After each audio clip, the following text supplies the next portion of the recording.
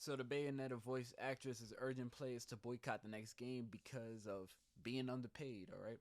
So this article is from PC Gamer. If you guys didn't hear this already, basically Bayonetta 3 is coming out in 2 weeks, October 30th. This is basically, if you never heard of this game is similar to Devil May Cry, has a good fan base.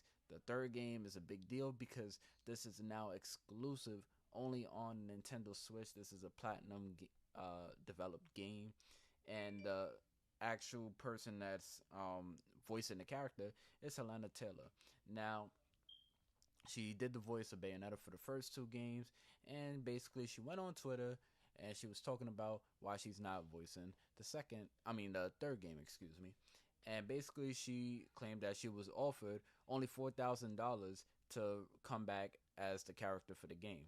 Now, what's crazy about the whole situation is she felt like that was being underpaid, which in hindsight it is $4,000, and this is not like a one and done indie game. This is a AAA game that received two previous games, so this is the third game coming out, and this is basically might just be the biggest game, and maybe the biggest game for the Nintendo Switch.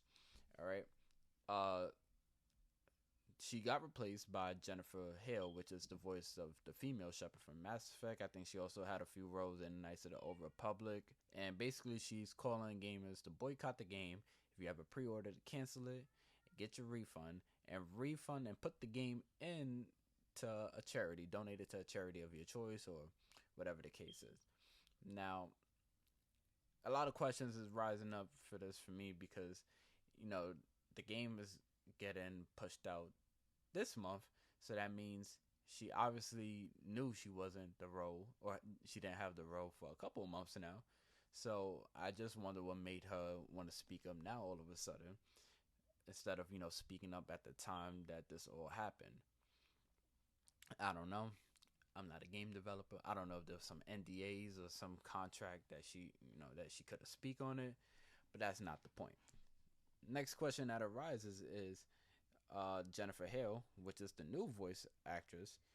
Why?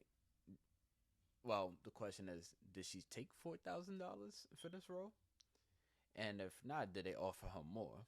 Because I'm assuming if you're coming off a Mass Effect, which is a big role, a big game that had three entries, highly acclaimed.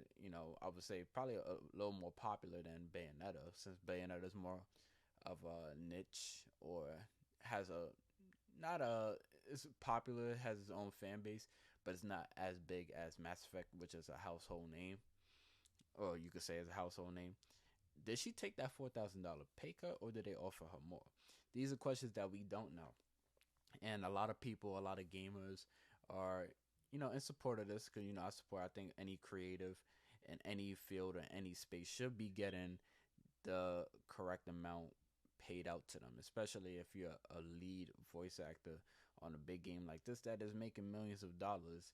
And it's crazy that they will offer her such a low amount, because there are workers that make more than that. In a month, there's YouTubers that make more than that, and freaking offer like a few videos in a month.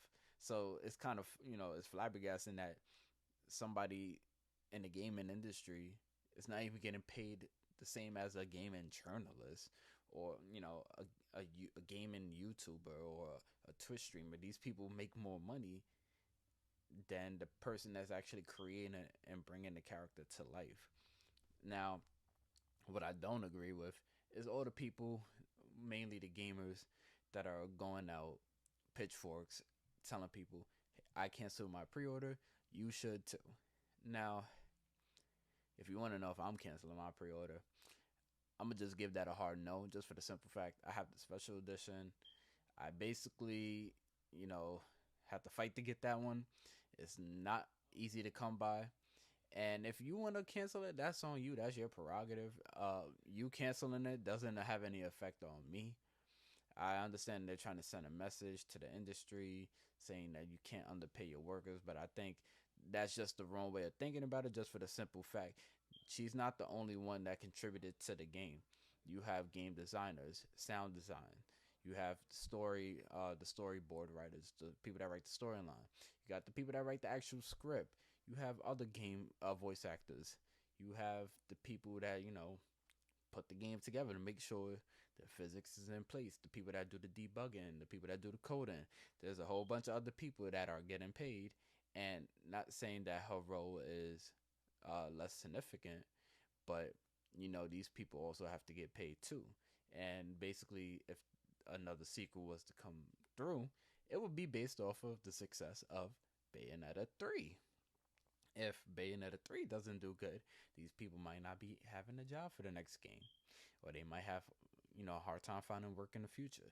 We don't want to sit there and take money and food out of the mouths of other creatives that was in the process. Yes, you should voice your opinion on Twitter and tag Platinum, and let them know what they're doing is unfair, and let Nintendo know that what they're doing is not right. But at what cost to the other people that worked on the game? This game been in development for years. It got announced around the time that the Switch was coming out around 2016 or 2017. This game been in development for a while. These people want this game to come out. The people that worked on the game want the game to come out. They want to see it do good. I never heard of someone saying that they wanted to see a game do bad. And if she wants to boycott the game, that's cool. But she should also think about her coworkers and how it affects them. So I think there should be a different way of going about this. I definitely want her to get paid way more than that, because a lot of people make more than $4,000. Like in the industry, in the gaming industry, there's people that make $4,000 just for getting on the mic and probably covering the same topic. They're gonna get $4,000 or more. So I definitely pay this woman more money. She deserves it. She did the first two games.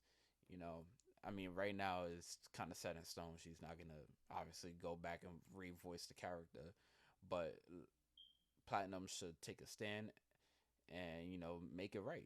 Pay her what she was potentially supposed to make, or make it right and put her in I don't know, DLC, or hook her up with a gig for a future game. I think that's the only way to actually soften this and clean up the PR mess that's spilling out now, because I wouldn't be surprised if she goes into more deeper stuff. And I want to hear what Jennifer Hale has to say, because if Jennifer Hale got paid the same amount, then they're really underpaying people. And if Jennifer Hale got more, then we need to figure out what was the reason that she got paid more money. Was it her resume? Was it that she was a better voice actress? Like, this is things that we need to know, and the industry needs to know, so that way game developers don't make the same mistake going forward. Alright, if you guys liked the video and if you guys felt like I was informative, please don't forget to like, comment, and subscribe. Hit the notification button to stay notified. I make these videos for free. I do not get paid not a freaking dime for this. I'm just doing this because I like making gaming videos or gaming news videos, whatever you want to call it. It would really mean a lot. If you don't got $1, subscribe. I'll take that. Alright, be safe. I'm out.